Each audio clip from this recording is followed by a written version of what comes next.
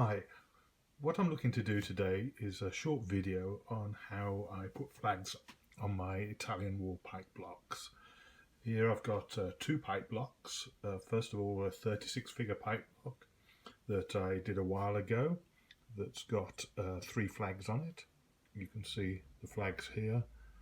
They've got a fair degree of movement on them, and people are asking how I achieve that. You can see another flag here. Try and take him out the middle. You can see again, if I can get that up close, some movement on the flag. And what I'm looking at doing now is I've got another pipe block, a 100 figure Swiss pipe block there, that's going to look an awful lot better with 5 flags on the top. So what I'll do, I'll move these out the way and then we'll get started. The first thing you want to do when putting our flag on a figure is make sure you've got the flagstaff at the appropriate length. Here's a standard pike, and I really don't like it when I see flags that far above a figure. It just doesn't seem appropriate for the Italian wars. So I install flags with a cut down quite considerably. So you just want to test that out before you start messing around with the flags. Now on the flags, I tend to use flags from a company called Pete's Flags. You can find them on eBay. They supply a sheet, I'm trying to show it here, probably for about £5, something like that. This is a whole load of flags from the Swiss cantons. So for 12 flags, probably 50p each, not too bad a proposition. The next thing I do is I cut the flags out. You really want a very sharp pair of scissors here to do that. I just use some child's paper scissors. They do a good job, and try and get very close in. You can see some flags here I've cut out in advance. Not a very difficult job. So now I'm ready to go. For this next stage, you need the pre-cut out flag, some simple white glue, school Elmer's glue I find is a very good job for this, and a piece of paper towel that's just damped down. The reason for that I'll show in a second. The first thing you want to do is fold the flag. It's worth taking a little time to get this right. Try and make sure everything's squared up, and then just press down the corner, and you'll see that there's not much white showing on the edge. A small amount perhaps at the bottom there that you can see, but we'll take care of that later. One of the things I really don't like seeing is a white edge on the flag. So I've prepared 5 flags from various cantons. We've got the canton of Uri here, the canton of Schaffhausen here, the canton of Zug here, then a couple of city flags, one from Lorraine and the other one I believe is from Gruyères. So combination of canton flags and city flags. I'll talk about selecting which ones on another blog post later on. So the first thing that we want to do, we'll take this flag here from the Schaffhausen canton. We'll just clear the area, and what you want to do is just get the Elmer's glue, and then what I do is I'll just put it all around the edge of one side of the flag, so you can see just a little gap from the edge, then a little in the middle. That gives a good coverage. Then I found the best way to do this is just to use your finger and just take that right up to the edge and just smooth it down over the center. Then I tend to wipe my finger on the other side of the flag, and here's the reason for the wet paper towel.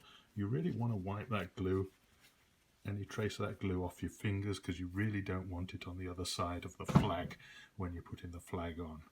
Now, because it's Elmer's glue, I'm just going to wipe down the surface there, a little bit on the surface. Because it's Elmer's glue, it does take a little while to set, so you've got plenty of time. And then, because we've pre-folded this, it should go on relatively easy onto the figure. It does need some adjustment just to keep right. I've got a little bit on the face of the flag, but we won't worry about that. You just want to press it down. I tend to press it down right against the flagpole once it's fixed. The other thing you'll want to do here is you'll notice at the top of the flag, I'm just going to leave about, slide it up, just leave about 1 millimeter on the top of the flag. The reason why I do that, I buy these fennels, you'll see that on the top of that flag, from Front Rank. It just gives me some purchase, something to fix that fennel on, so I'm not trying to bounce it on the top. It allows the fennels to stay on. Now, the fennels, you can argue, are not really Italian wars, but I just find they give a really nice look to the flag when they finish, and just finish the figure off really nicely.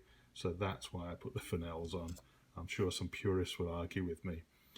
Now, you can see the flag here. We have got a touch of white along the side. I'm not going to worry about that too much at the moment. Now, I've glued the flag. We've been talking for probably 30-40 seconds. I tend to wait a minute or two just to let that flag set up a little bit before I do anything else, so it doesn't start going anywhere when I try to shape the flag. You don't want to leave it any longer than about 2 or 3 minutes, because the glue will really start to set up and not allow you to form the flag, but you don't need to be in a rush to do it straight away. I do tend to just do one flag at a time though. So we've probably set up now. So what I do is I tend to fold them diagonally. It gives us more of a 3D representation of a flag. I've seen people just fold them horizontally. It really looks like you've just bent a flag in that case. So first of all, I'll bend it right over like that, trying not to put a fold in it, but more of a curve, so you can see that effect there. Then I'll just take further down and try and bend it back the other way. You can see we've got a bit of a white gap there on the edge. Again, I'm not too worried. So once you've got this, you can tend to press it down a little bit, and you've got some sort of movement in that flag. Now, you could probably leave it there. Again, it tends to come undone until it's set up a little bit, so just squeezing it, not really pressing, but just like that.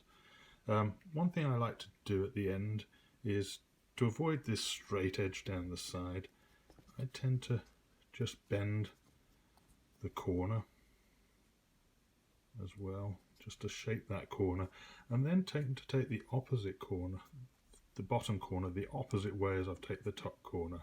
That tends to give a lot of motion in the flag, which I think it just looks pretty good. So again, you'll notice I'm just pressing this down. So you've got quite a lot of shape in that flag now, and that's sort of the effect you're looking for.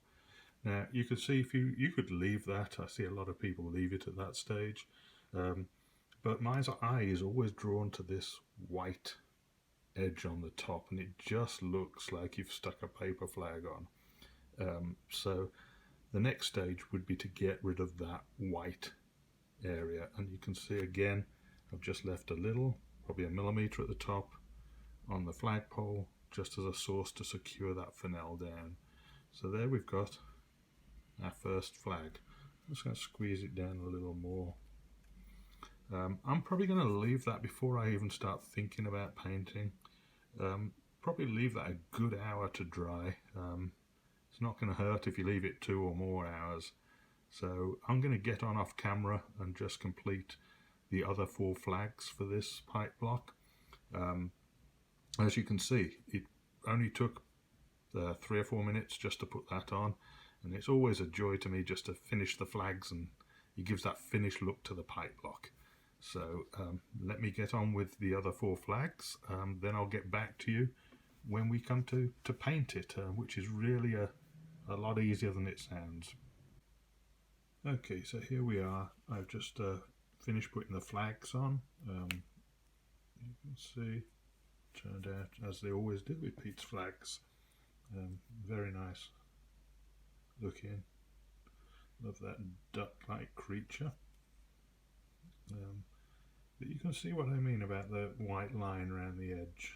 Really catches the eye, which is what you're not trying to achieve.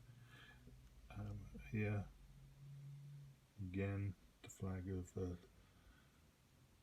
Lorraine.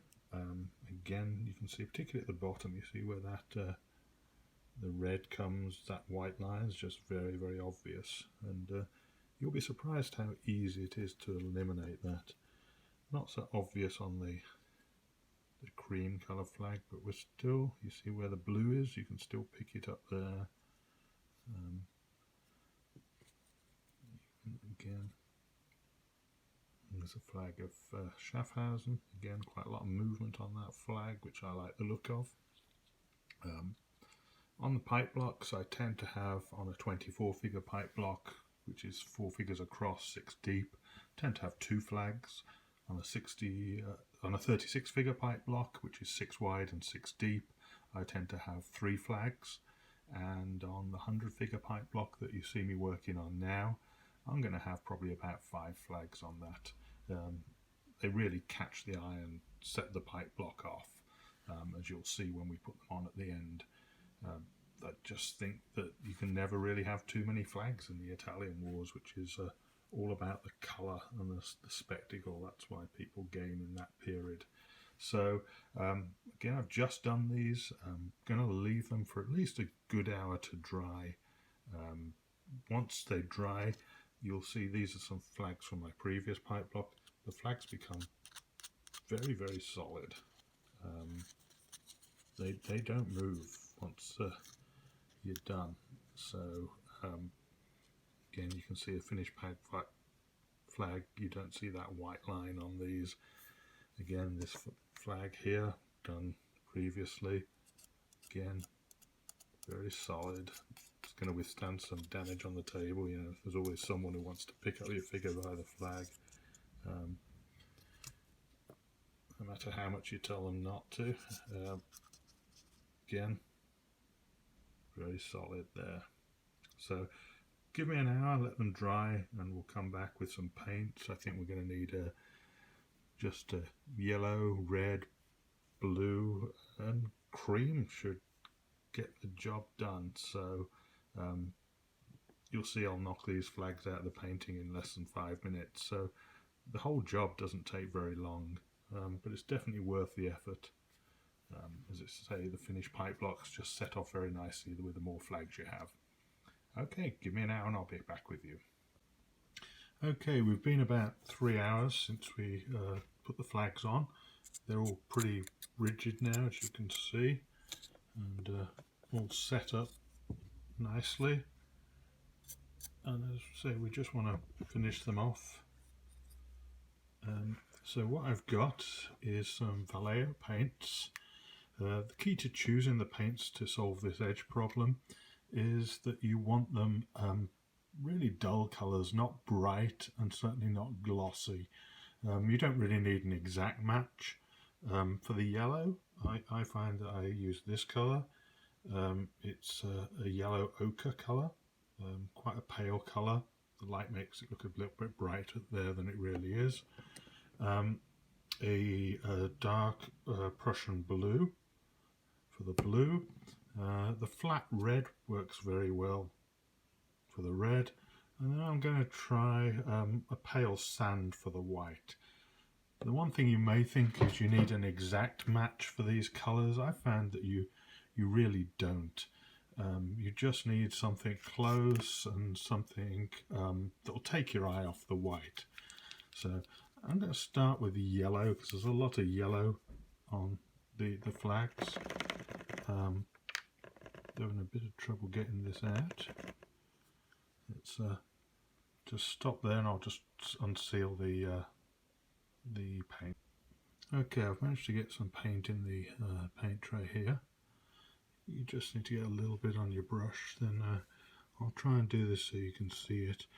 So you don't need to be very exact. You just want a reasonably small amount of paint just along that white edge there. And it very quickly makes the white edge go away. See, you don't need to be an exact match on this.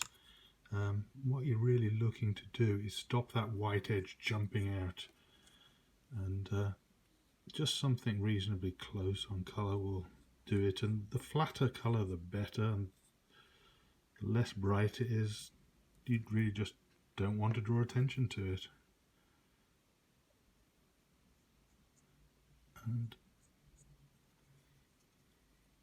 you can see we're already starting to make a significant improvement on that flag. That'll go away as the paint dries and becomes even less noticeable than it might be at the moment. So just seeing if I can see any more white. A bit there.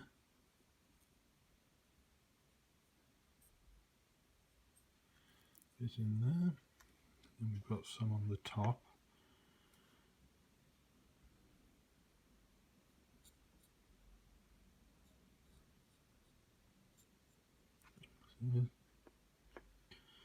Yeah, I think you can worry all day about choosing the right colour paint, and I found that you really don't need to.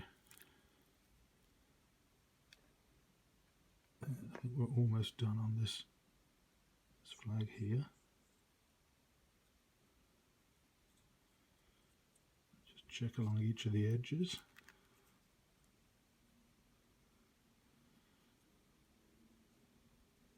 I think we're good on that one. So that flag's done because there's only the yellow that comes to the edge. So we'll move on to the next flag, which I believe is the flag from the Lorraine.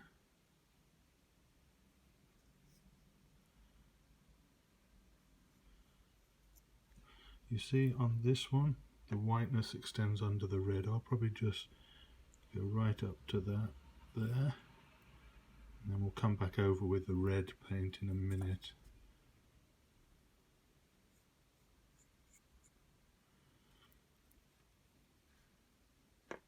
Key to this is making sure you capture the white areas on both sides of the flag.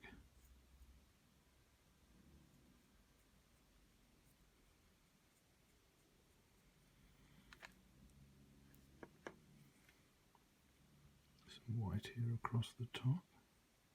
So we'll go up to and even into the red there, because we'll overcover that when we get to the red paint.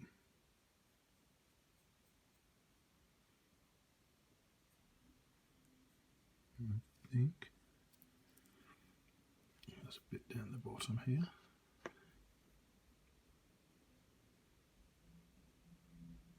Make sure to stay in camera shot. Yeah, I think we're good on the yellow on that one. And then we go to the last yellow flag.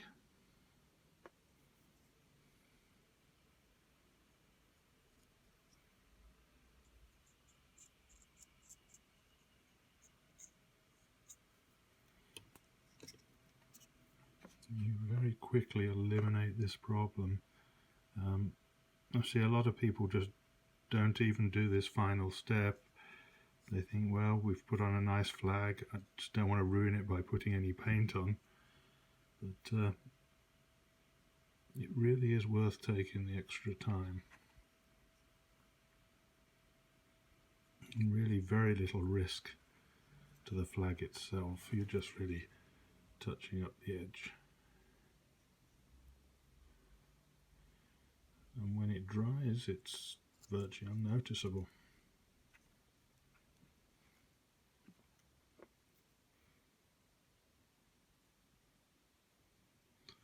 And these flags from Pete's Flags, they have various tones on them to give the appearance of a cloth flag, so the little colour variation doesn't really cause any problems at all. Yeah, I think we've captured most of the yellow. You see, we're just not seeing any white areas. I think there's a bit there on the top of the flag I just want to tidy up. Other than that, you've pretty much taken away the white areas of the flag, so nothing's standing out. Then I'll just clean off my brush. And then we'll see if there's not a lot of flat red left here, but hopefully there's enough for what we want to demonstrate. Yep, we've got enough. I'll go back to the flag we did with the yellow. You can see, just need to take off this bit here.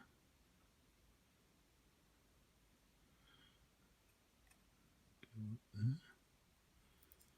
Check the other side. Yeah, there's going to be a need to do that.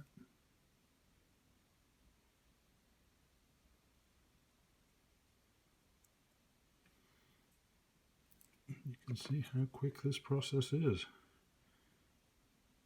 This was where we went over the yellow. We just need to touch that up. There. And that flag, we've had to touch up 2 colours. It's done in a matter of minutes. You can see it turned out very nice. Still a bit of white there I just want to eliminate. There. The fennel will hide that, but we'll touch it up anyway. There we go. So you've eliminated that obvious white edge, which, although it's only a small white edge, it will stand out right across the table. Let me move that flag out of my way. And this flag, you can see this flag got a lot of white there. It's very obvious. Again, you'll see probably be a minute or 2 and I'll have eliminated that.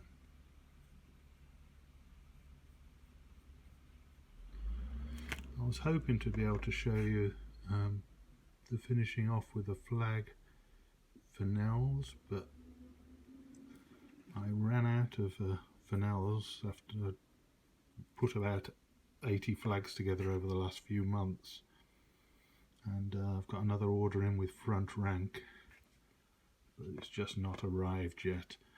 The way I normally deal with the fennels is I break them off the sprue, clean them up, clean the nubbins on the end off with a small file.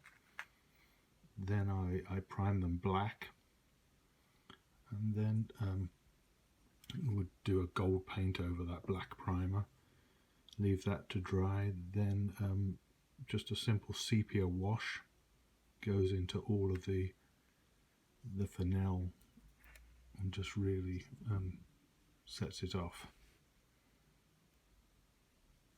And then just a bit of acrylonitrile on the top just to glue it on. So really a very simple process.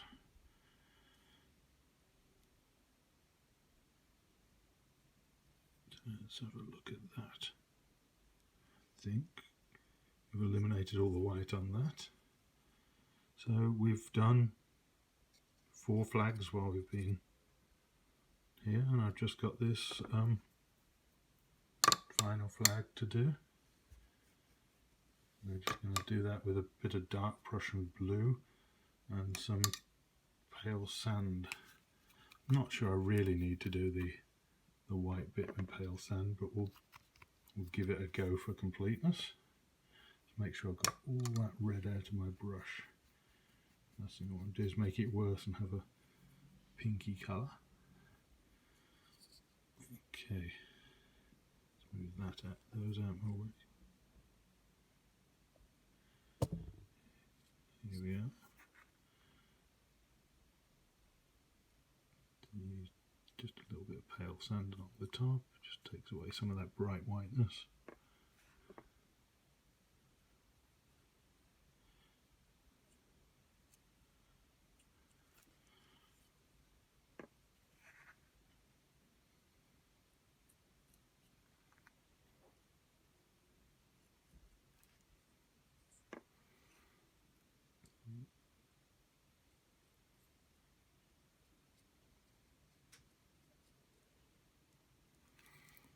I think we've got most of the problem areas there.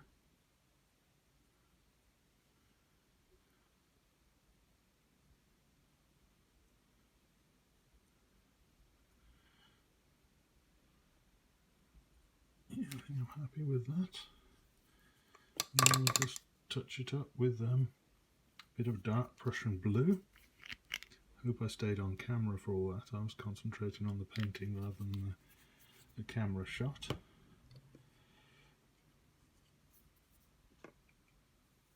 Here we go. This is the most obvious area right along that edge. Let's see.